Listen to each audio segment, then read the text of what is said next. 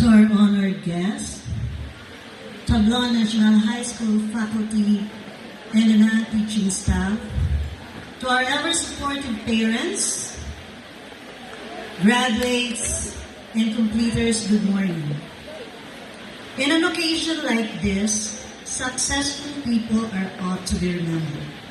Just like our guest speaker this morning, Ms. Danica Jazz Dubrio. She is the eldest of the 4 daughters of Mr. and Mrs. Kenneth Dubrio. Jazz is an alumni of this institution way back in 2013.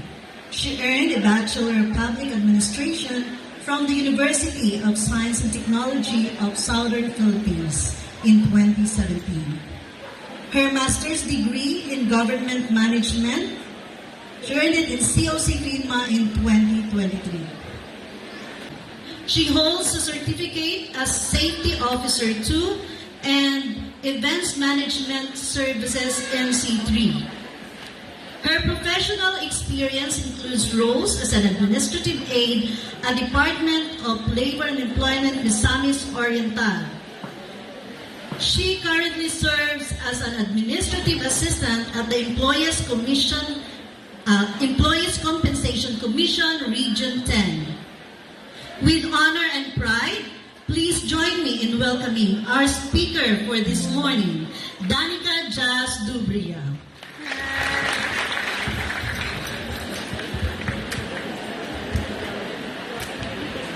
You may take your seat. Good morning to our valued guests, faculty members, school staff, friends, families, and to you completers and graduating class of 2025. It's an absolute honor to be here with you today. When I visited to be the guest speaker for today, a lot of people, even my relatives, asked, why ako ang napili? To which I answered, why not? I am honored to give this speech because I too walked through these very halls, sat through the same class, faced the struggle as a graduating student of this school. Nag-cramming pod ko, nagpilay-pila ka BA, nag-apasag mga requirements para makagraduar. Let me share a little story with you. When I was in 4th year high school, it was a lunch break. Chika dollar with friends. Usan ako to friend nag-ask, unsa inyong dream? Unsa inyong tango sa inyong life? Ako, simple lang. I dream to finish my college and land a job. By the age of 25, I'll have my own car. And by the age of 30, I'll have my own family. Pero dili tanan nato planong makuha nato. Just like in high school, you face challenges. Life is not avoiding failure. It's about learning from it and using it as a fuel to push yourself further. If life doesn't happen the way you wanted, it will happen the better way you imagined. That's the beauty of God's plan. You are not too early and you are not too late. As you step into the next chapter in your life, remember this. The world is full of opportunities, but it's up to you to seize them. Don't let fear of failure or fear of unknown hold you back. You are capable more than you are possibly imagined.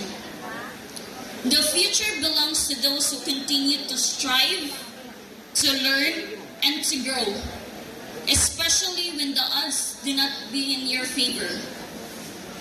So dream big, work hard, and most importantly, never stop believing in yourself.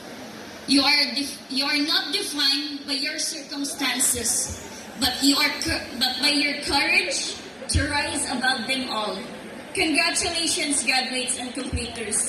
The world is waiting for you. Go, Mark. Thank you.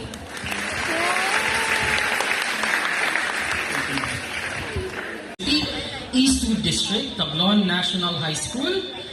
Plaque of recognition is presented to Ms. Danica Jazz A. Dubria in recognition of her outstanding contribution as guest speaker during the 8th graduation and 10th moving up ceremony of Tablon National High School, school year 2024-2025.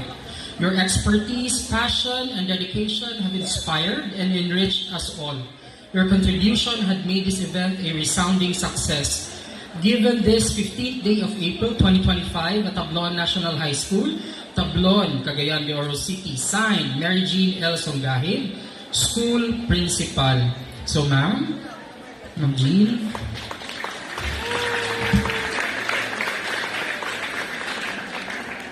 Okay, there you have it. Thank you so much again, Miss Danica. And now, at this part, to celebrate their triumphs and transitions, our graduates and completers now offer a song entitled A New Beginning Across All Time by Pasito L.